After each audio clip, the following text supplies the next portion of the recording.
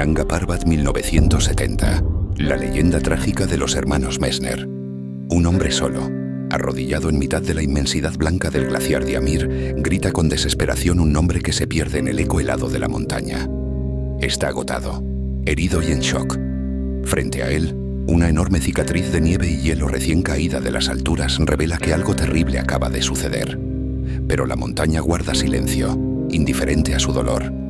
Reinhold Messner levanta la mirada hacia el vacío y comprende que a partir de ese instante, nada será igual. Bienvenidos a Crónicas Insólitas. Hoy viajamos hasta uno de los capítulos más conmovedores y épicos del alpinismo, la legendaria expedición de los hermanos Messner al Nanga Parbat en 1970. Prepárense para recorrer conmigo una historia cargada de heroísmo, misterio, decisiones extremas y una lucha por la verdad que duró décadas. Atentos, amantes de lo insólito, porque esta crónica los llevará al límite de lo imaginable. El imponente Nanga Parbat, la montaña desnuda de 8.126 metros en el Himalaya occidental, ha fascinado y aterrado a generaciones de montañistas por su letalidad y belleza. A mediados del siglo XX, esta cumbre ubicada en Pakistán ya se había ganado a pulso su apodo siniestro. Antes de 1953, 31 personas murieron intentando escalarla, principalmente en las sucesivas expediciones alemanas que veían en ella su montaña del destino. La obsesión alemana por el Nanga Parbat, alimentada por un discurso nacionalista de conquistar las grandes montañas, dejó un rastro de tragedias. En 1934, un intento liderado por Willy Merkel terminó con 10 fallecidos atrapados en la tormenta, y en 1937 una avalancha arrasó un campamento completo con 16 vidas perdidas. La montaña parecía invencible, maldita.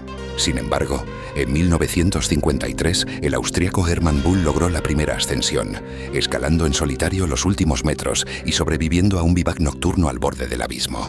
Bull regresó como un héroe milagroso, consolidando el aura mística y letal del Nanga Parbat.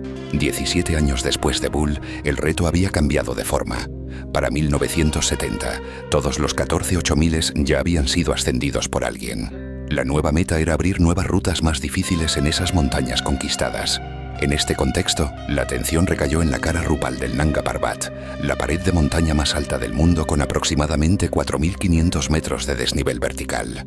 Esta inmensa muralla de roca y hielo en el flanco sur del Nanga Parbat permanecía virgen, nunca antes escalada, y representaba el siguiente gran desafío. Quien lograse domarla pasaría a la historia. Detrás de ese objetivo estaba el doctor Karl Maria Herrlichhofer, un médico alemán famoso por organizar expediciones himalayicas. Herrlichhofer, medio hermano de Willy Merkel, fallecido en 1934 en la montaña, se había obsesionado personalmente con el Nanga Parbat. Entre 1953 y 1970 lideró 6 expediciones allí, incluyendo la del éxito de Bull. Ahora, en 1970, con 54 años, Karl reunió un equipo internacional de 18 montañeros decidido a conquistar la temible cara Rupal. Buscaba no solo subir la montaña, quería derrotarla en su terreno más difícil, y entre sus filas contaba con un talento emergente que resultaría clave en esta historia. En el nutrido grupo de alpinistas destacaba un joven de Tirol del Sur, Italia, Reinhold Messner, de 25 años. Reinhold ya era conocido en Europa por escalar rutas extremas en los Alpes con una audacia inusual.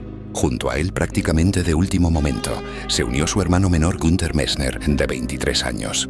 Günther también era un alpinista talentoso que había subido rutas difíciles en los Dolomitas, aunque carecía de experiencia en grandes altitudes.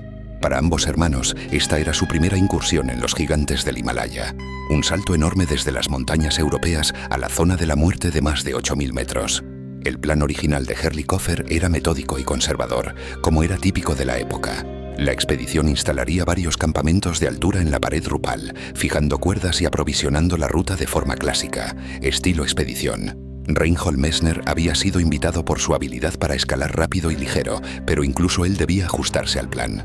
La cumbre estaba prevista solo para Reinhold, lanzado en un ataque final en solitario, mientras el resto apoyaba en tramos inferiores.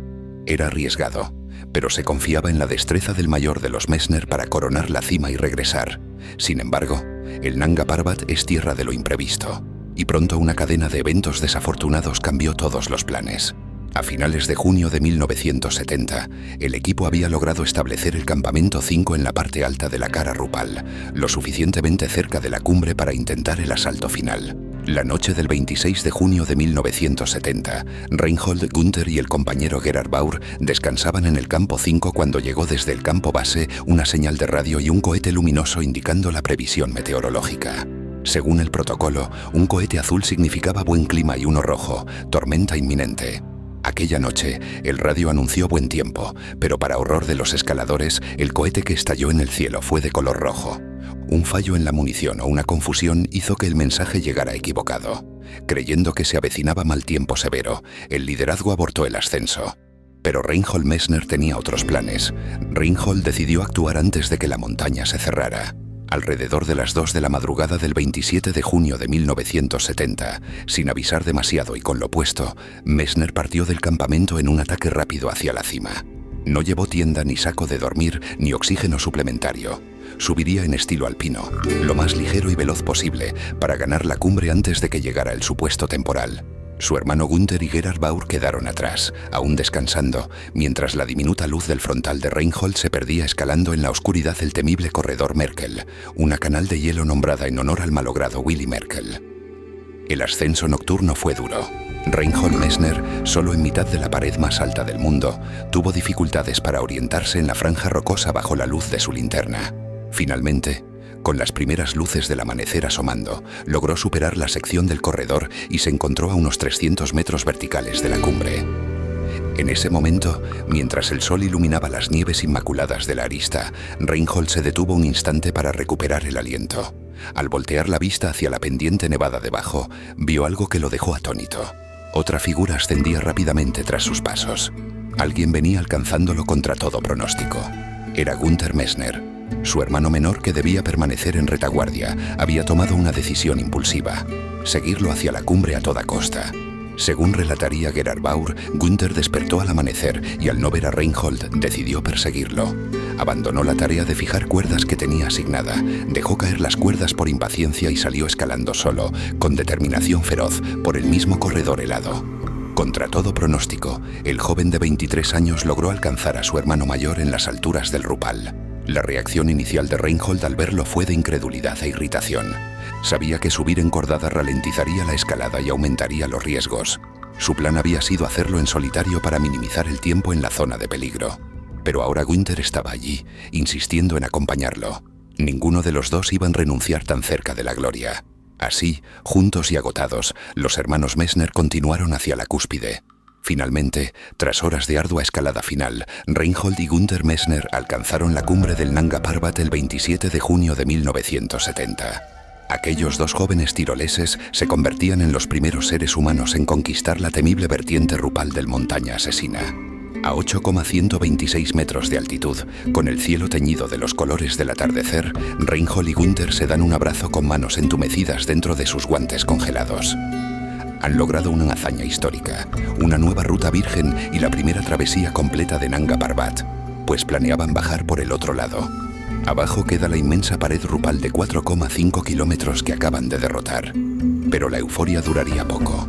La verdadera odisea estaban a punto de comenzar en el descenso. La noche cayó rápidamente en la cumbre. Sin tiendas ni equipo de vivac, no habían planeado que dos personas hicieran cumbre ni llevar material de pernocta. Los hermanos se vieron obligados a improvisar un vivac de emergencia a la intemperie, apenas envueltos en mantas de aluminio, mantas térmicas para no congelarse. Se cobijaron en una pequeña repisa cerca de la cima, posiblemente en la llamada brecha Merkel bajo la Amerista, soportando vientos helados y a temperaturas extremas. Aquella fue su primera noche sin refugio, colgados del techo del mundo. Günther temblaba de agotamiento. Había dado todo para alcanzar a Reinhold y conquistar la cima, y ahora empezaba a mostrar síntomas de mal de altura y confusión. Reinhold, por su parte, sabía que descender por la vertical cara Rupal en plena oscuridad era inviable, especialmente con su hermano debilitado. La única opción era esperar el amanecer allí mismo, luchando por sobrevivir a la noche glacial. Con las primeras luces del 28 de junio de 1970, los Messner continuaron su lucha por la vida. Günther despertó delirando, parcialmente incoherente debido a la hipoxia y el frío. Reinhold trataba de animarlo. Debían descender cuanto antes, pero ¿por dónde? Bajar por la ruta de subida cara Rupal se antojaba suicida en esas condiciones. Una pared técnica y empinada, sin cuerdas instaladas. Además, Gunther mismo le expresó a Reinhold su preocupación. Revertir el camino por Rupal sería demasiado peligroso en su estado. En esas horas cruciales ocurrió un encuentro fugaz que pudo cambiar el destino. Alrededor de las 6 de la mañana, Reinhold vio movimiento más abajo en la ruta. Dos de sus compañeros de expedición, Felix Quinn y Peter Scholz, venían subiendo por el corredor Merkel camino a la cima. Reinhold comenzó a gritar pidiendo ayuda, arrastrando la voz rota por el aire fino. 3 horas después, cerca de las 9 de la mañana, lograron establecer contacto visual a unos 100 metros de distancia en la pared. ¿Están ustedes bien?, alcanzó a vociferar Felix Quinn con las manos ahuecadas por encima del rugido del viento. Reinhold respondió con dificultad: «Sí, todo está bien». Sus palabras retumbarían como un trágico malentendido. Quinn y Scholz entendieron que los Messner no corrían peligro inmediato. Quizá asumieron que Reinhold controlaba la situación y que Gunther podría descender con él. Así que en vez de prestarles auxilio o dar media vuelta, continuaron ascendiendo hacia la cumbre para cumplir su propio objetivo. Reinhold posiblemente dijo: «Estamos bien», para no comprometer el ascenso de sus compañeros o por la dificultad de explicar su precaria situación a gritos. Sea como fuere, esa falla en la comunicación fue uno de los detonantes del desastre. La ansiada ayuda se esfumó ladera arriba. Frustrados y solos, Reinhold y Gunther enfrentaron la realidad. No podían esperar rescate. Tenían que tomar una decisión de vida o muerte. Según Reinhold, fue Gunther quien sugirió el plan alternativo: descender por la cara opuesta de la montaña, la vertiente de Amir, que presentaba pendientes más accesibles y menos verticales. La ruta de Amir hacia el valle occidental del Nanga Parbat era totalmente desconocida para ellos, nunca recorrida por humanos en descenso, pero representaba una bajada más directa y supuestamente más segura que dar la vuelta y rescalar toda la cara Rupal hacia abajo. Reinhold evaluó la situación. Esperar a los compañeros hasta el día siguiente estaba descartado. A Gunther no le quedaban fuerzas para otra noche a más de 7000 metros. «Teníamos que elegir entre esperar la muerte o salir a su encuentro», diría Messner después sobre ese instante crucial. Tomada la decisión, los hermanos iniciaron el descenso por la cara de Amir. Lo que siguió fue una odisea épica de 2 días bajando por un terreno desconocido y peligroso. Reinhold y Gunther zigzaguearon por neveros, canchales y seracs de la vertiente oeste, sin mapa, sin cuerdas, sin comida ni agua, completamente exhaustos. Pasaron una segunda noche al raso, probablemente en algún punto de la arista del espolón Mumeri, un saliente famoso de la cara de Amir. Esa segunda noche sin refugio, ya 29 de junio, fue terrible. Llevaban casi 72 horas en continuo esfuerzo, deshidratados y hambrientos. Al amanecer del tercer día de descenso, Gunther apenas podía caminar, tropezando de puro cansancio. Reinhold, más resistente, avanzaba unos metros adelante buscando la ruta más transitable y luego regresaba por Gunther, en un desesperado ir y venir. Ambos estaban al límite de sus fuerzas físicas y mentales, arrastrando sus cuerpos magullados por la gran montaña que ahora parecía decidida a no dejarlos ir. Y entonces sucedió la tragedia definitiva. En algún punto del descenso final de la cara de Amir, cuando ya se acercaban a las zonas bajas de hielo y roca suelta, una avalancha de seracs o un desprendimiento de hielo arrasó la ladera. Reinhold sintió el rugido sordo y el viento blanco de la nieve que cae. Cuando pudo estabilizarse y mirar alrededor, Gunther ya no estaba. Había desaparecido en un abrir y cerrar de ojos, barrido por una avalancha montaña abajo. Reinhold gritó el nombre de su hermano una y otra vez. Descendió frenético buscando en el cono de deyección de la avalancha, removiendo nieve y hielo con las manos desnudas hasta ensangrentarse. No encontró nada. Gunther Messner había muerto en la montaña. Reinhold quedó allí, solo y aturdido, en silencio mortal. Su hermano, compañero de cordada y de vida, se había esfumado de su vista. No hay palabras para describir la desolación que debió sentir en ese momento. 3 días antes estaban celebrando juntos en la cumbre. Ahora Gunther yacía sepultado en algún lugar del Diamir. Reinhold Messner continuó bajando tambaleante y en estado de shock, con severos síntomas de congelación en pies y manos, completamente deshidratado y el corazón hecho trizas. La travesía que pretendía ser gloriosa se había convertido en una pesadilla. Tras descender los últimos tramos de glaciar y morrena, Reinhold llegó por fin al fondo del valle de Amir. Allí tuvo la fortuna de encontrarse con pastores locales, habitantes de aquella remota región, quienes lo hallaron 6 días después de iniciada su pesadilla. Era principios de julio de 1970. Cuando lo rescataron, llevaba 6 días sin comer, estaba demacrado, pesaba solo 56 kilogramos y deliraba por la fiebre y la infección en sus heridas. Literalmente, Había engañado a la muerte con su supervivencia. Los pastores lo ayudaron a llegar a un punto donde pudiera reencontrarse con miembros de la expedición. Reinhold había sobrevivido de milagro, pero a un costo altísimo. Además de perder a su hermano para siempre, sufrió graves congelaciones que le ocasionaron la pérdida de 7 dedos de los pies y varias falanges de los dedos de las manos. Estas amputaciones le impedirían en el futuro escalar en roca con la misma soltura, cambiando para siempre su estilo de alpinismo. El descenso de Reinhold Messner por la cara de Amir en absoluta soledad es una de las gestas de supervivencia más impresionantes registradas. Con ambas caras de la montaña recorridas, ascenso por Rupal y descenso por Diamir, Reinhold logró la primera travesía completa del Nanga Parbat. Pero esa hazaña quedaría empañada por la tragedia. Años más tarde, el cineasta Werner Herzog capturó en un documental un momento revelador. Al preguntarle cómo le había contado a su madre la muerte de Günther, Messner rompió en llanto inconsolable frente a la cámara, incapaz de pronunciar palabra al revivir ese recuerdo. Aquel hombre fuerte, capaz de enfrentarse a las peores condiciones en la montaña, mostraba que por dentro cargaba con un dolor inmenso. La tragedia del Nanga Parbat marcaría para siempre su vida, convirtiéndose en un fantasma que lo acompañaría en los años siguientes. El propio Messner resumiría la experiencia con una frase escalofriante: buscando a mi hermano, conocí la locura. Aquellos días en el Nanga Parbat marcaron su alma para siempre, convirtiéndose en la experiencia definitoria de su vida. Cuando Reinhold logró regresar al campamento base, tras recibir asistencia y ser evacuado medio congelado y con fiebre, la expedición entera quedó conmocionada por la pérdida de Günther. Sin embargo, pronto surgieron roces y recriminaciones internas. El líder Herlikofer y otros miembros criticaron a Messner por haber desobedecido la orden implícita de no atacar la cima con mal tiempo y por haberse separado del plan original. Reinhold, por su parte, acusó al equipo de no haberlos buscado con suficiente empeño cuando no regresaron a tiempo. La tensión escaló.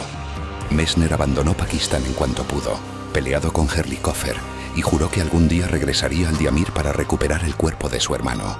En los meses inmediatamente posteriores, Herlikofer presentó informes oficiales de la expedición que, en opinión de Messner, distorsionaban los hechos. Reinhold sintió que el líder estaba protegiendo su propia reputación a expensas de la verdad. Hubo desacuerdos sobre dónde y cómo había muerto Günther.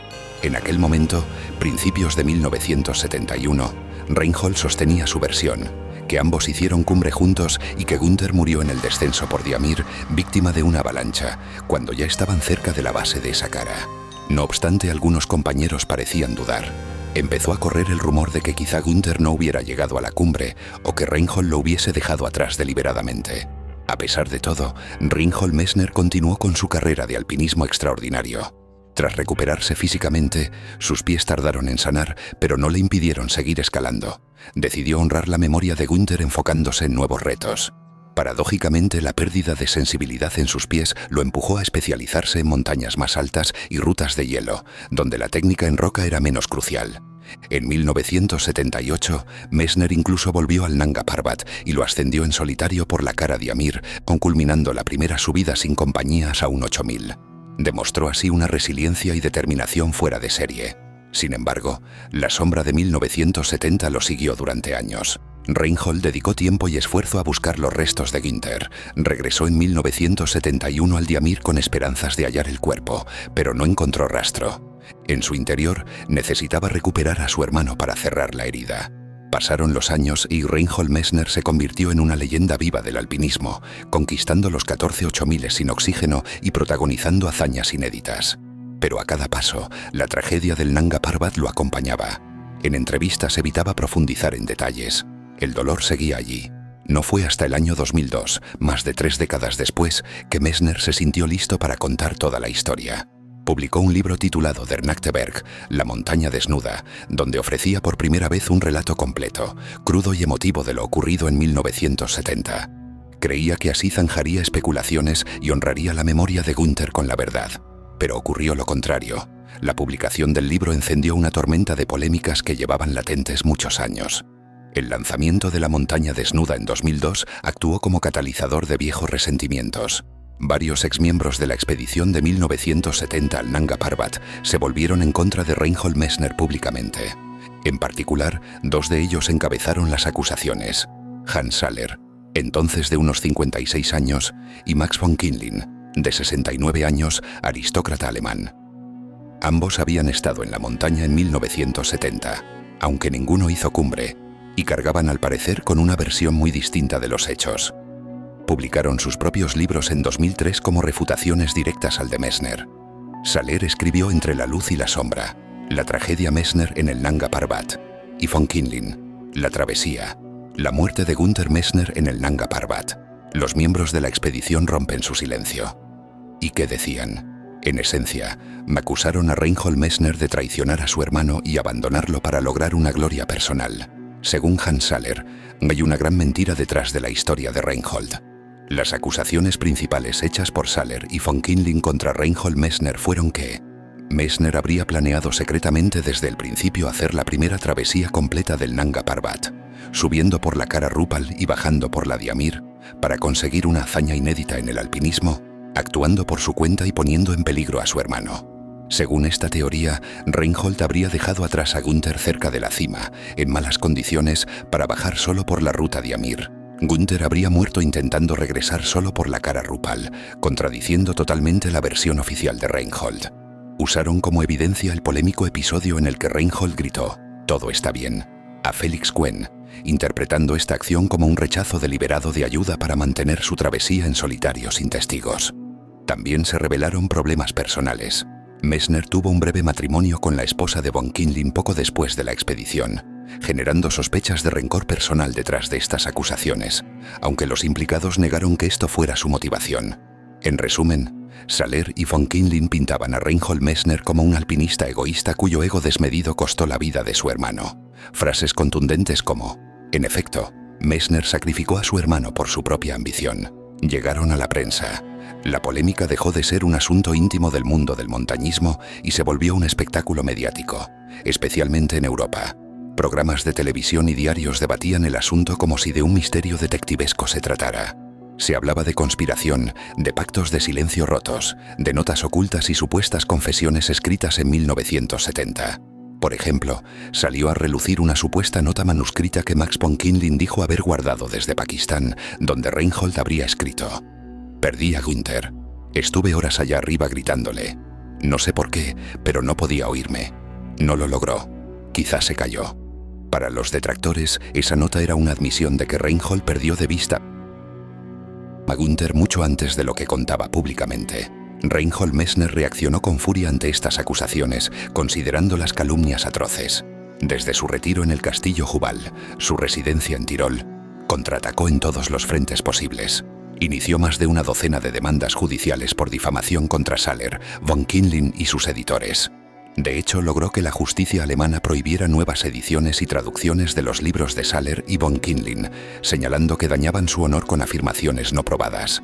Messner defendía con vehemencia su versión. «Nunca abandoné a mi hermano. Él sufrió mal de altura tras la cumbre y decidió que bajáramos por Diamir. Durante el descenso una avalancha se lo llevó». También explicó lo del cohete meteorológico.